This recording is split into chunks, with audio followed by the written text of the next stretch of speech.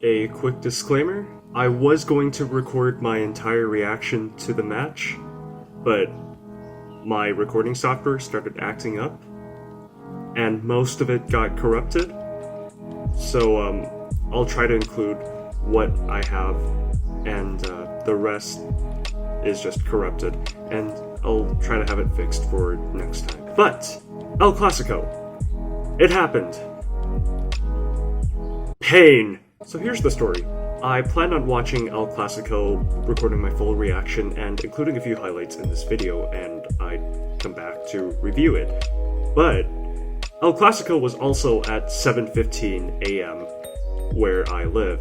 So I got up early to watch El Clasico, and I feel very dead. Forget sleep deprivation, I'm just straight up deceased. Lovely.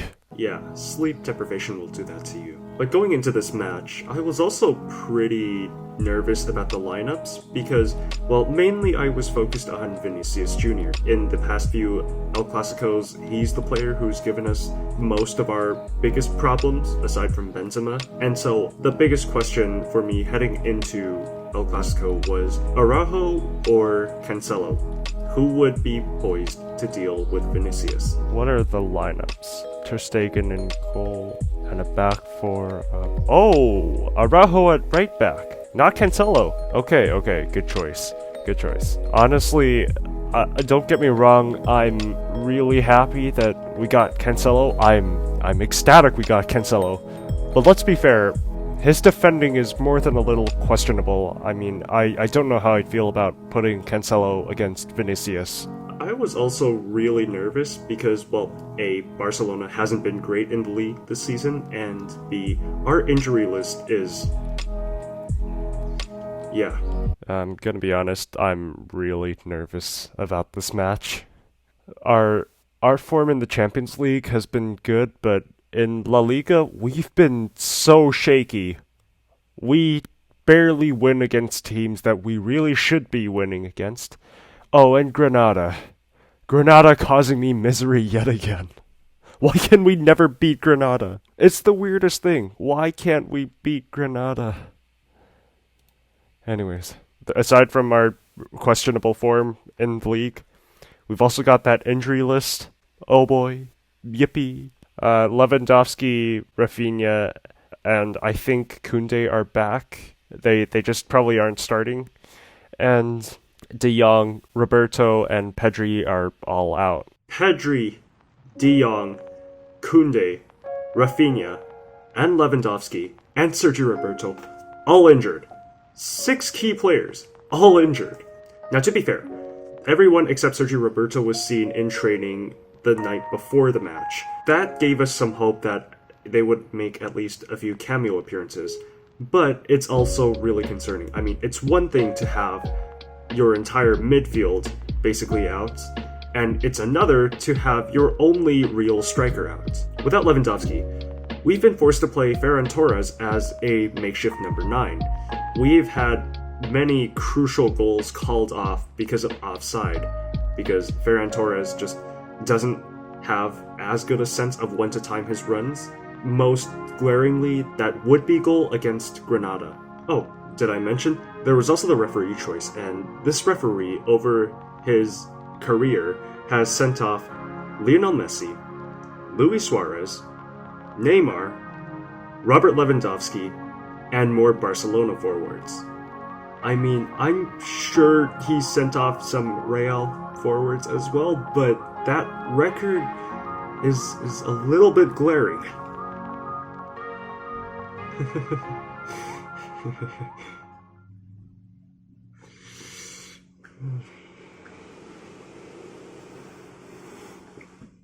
Given those 2 points, going into this match, I did not have a lot of hope. I mean, I would have been happy with a draw, honestly. But my hopes truly spiked when Gundogan opened the scoring for us in the 6th minute. I couldn't believe it. Gundogan was so clutch for City last season, and now he's already clutching up for us. I mean, I couldn't believe it. We were actually winning against Real Madrid with basically half of our midfield out injured and without a striker. We can do this. We can win El Clasico. Of course, after the goal, I started to notice Barca began to control the game less. Real Madrid started getting more possession, and that led to a few nervy moments, but going into halftime, Barcelona were still leading 1-0. I thought Araujo would be the one to pocket Vinicius, but instead, Gavi pocketed him. I mean, we need to talk about Gavi. I don't think I've ever seen an attack-minded player be that aggressive in winning the ball all over the pitch. There was even this one moment where he won the ball off of Cruz, and Barca nearly scored a second goal because of it. Although he can be a little overly aggressive, and despite the referee choice, I am a little bit grateful that the ref didn't book Gavi for practically trying to get a piggyback off of Jude Bellingham. Going into the second half, and Real Madrid continued to hound Barcelona, but nothing could find the net.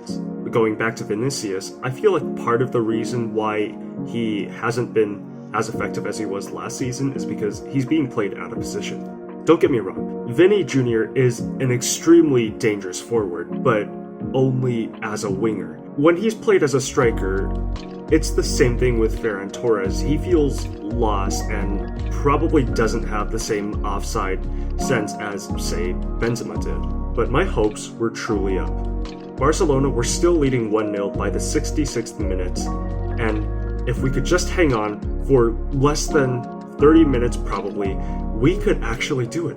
We could win El Clasico.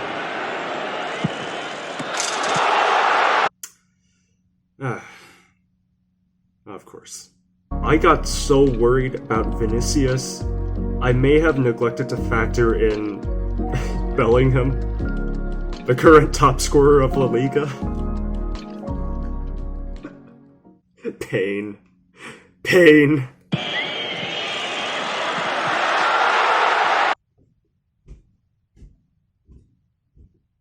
So, Bellingham scores a second.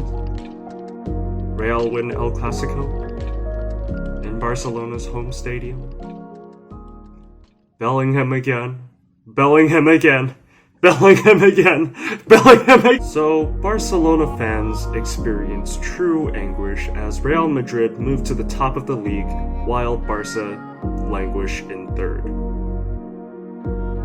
What a day to be a Barca fan. Although, there are some talking points. First of all, even though we lost at home, it wasn't at the Camp Nou because Camp Nou is undergoing renovations right now. And second of all, even though we lost, we have to remember, half of our first team was in the hospital. I mean, Lewandowski, Rafinha, Frankie de Jong, Pedri, Koundé, and Sergio Roberto, all injured. And granted, some of those players did end up playing as substitutes, but still, they were coming off of injury. So we had gone into this tie with a rather understrength squad, and so we can still turn things around in the next El Clasico back at the Bernabeu. I sure hope we can. Oh, but did you think the pain ended there? Because no, it doesn't. You know what happened the same night? Vancouver Whitecaps played LAFC in the MLS playoffs.